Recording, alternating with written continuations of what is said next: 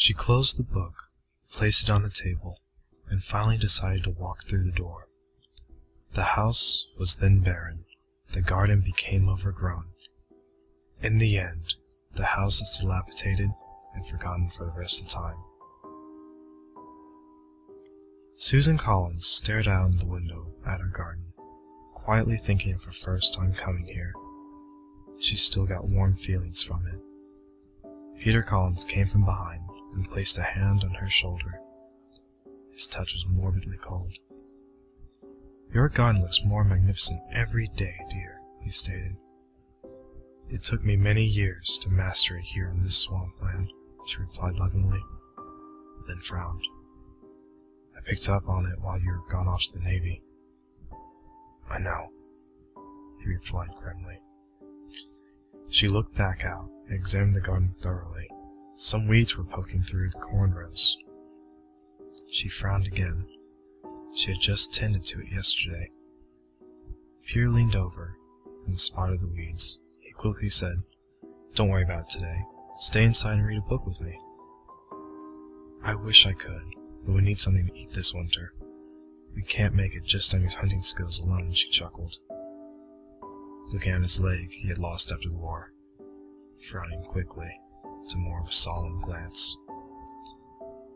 He smiled back encouragingly and kissed her on the forehead. She got up and put on her gardening boots. Her joints creaked and moaned. Her soft gray hair hung over as she strapped on her boots. The air was still cool and the plants glistened with dew. She carefully stepped over a hole she kept forgetting to fill. The weeds were already deeply rooted. Her tugs at them were fruitful, though. As each weed slowly pulled out of the garden, she whispered to the corn, "There you go. Now grow strong for me." Once inside the house, there sat Peter, looking through an old leather-bound book. He looked like he was in an intense meditation. She stooped over him and recognized it as the book of all the letters he wrote while off in the war. Just when she was about to say something, there came a knock at the door. Strange, Susan thought. Opening the door, there stood a tall, slim figure. His face was sunken in, his eyes looked like they glazed over, and his skin was pale. He wore only black.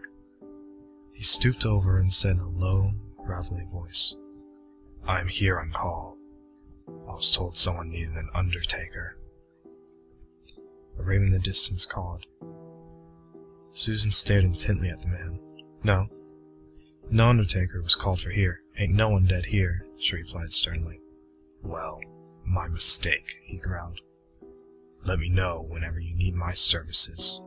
Other than that, have a pleasant day." "Who was that?" asked Peter. "An undertaker, wondering if we needed his services." "Strange. At least I don't feel dead," he chuckled. Susan noticed that his skin looked paler. She went over to go kiss him on the forehead. His skin was icy cold. She asked, "Is it too cold in here for you?" He nodded. "This house just feels empty, I guess." The next day shone with brilliance as the sun peeked over the bayou. Susan turned over and said, "Morning, dear." Peter looked hazily over at her. Her soft-set wrinkles and curly white downy hair were always a welcome sight in the morning. "Morning," he managed. After breakfast, Susan strapped on her boots and stepped outside. The light was glaring off the water intensely. Covering her face, Susan took a few steps out, and her left foot landed in the hole. She fell onto her face, her ankles seared in pain. She sat up. Her ankle was swollen and sensitive to the slightest touch. She hobbled back inside, forgetting about her garden. Peter rushed in, examining her ankle, and told her that she had broken it. She was bedridden. The only thought she had was, "Where are we going to eat if I can't gather the food?" That night, she dreamt that she and Peter were in the kitchen talking. She was crying. Peter was packing a bag and wearing his old uniform, looking 20 again. He made his way to the door and opened it. A radiant light spewed from the doorway. "Where are you going?" she called out. "I'm heading back to my men at Chesapeake. I've left them for too long," he replied.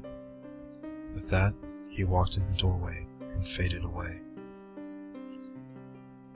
Susan woke up. Tears stained her pillow. She rolled over, ankles screaming out in pain.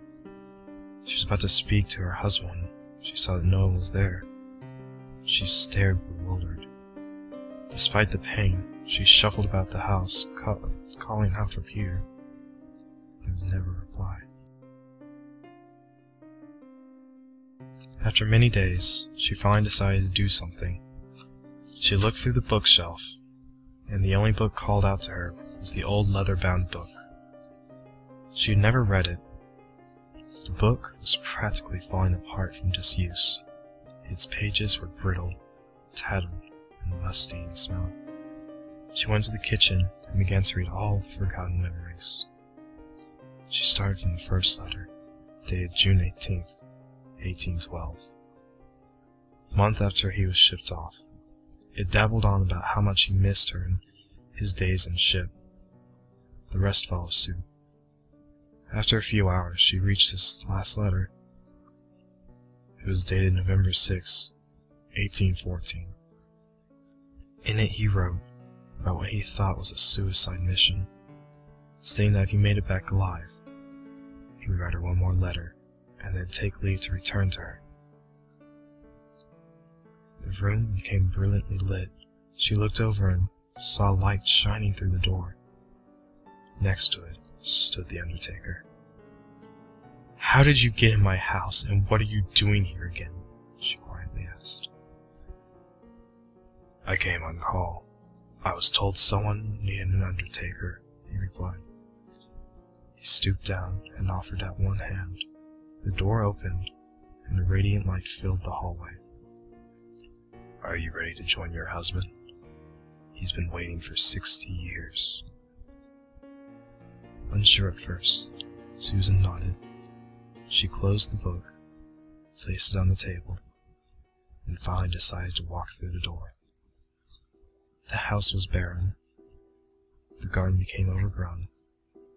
In the end, the house was dilapidated and forgotten for the rest of time.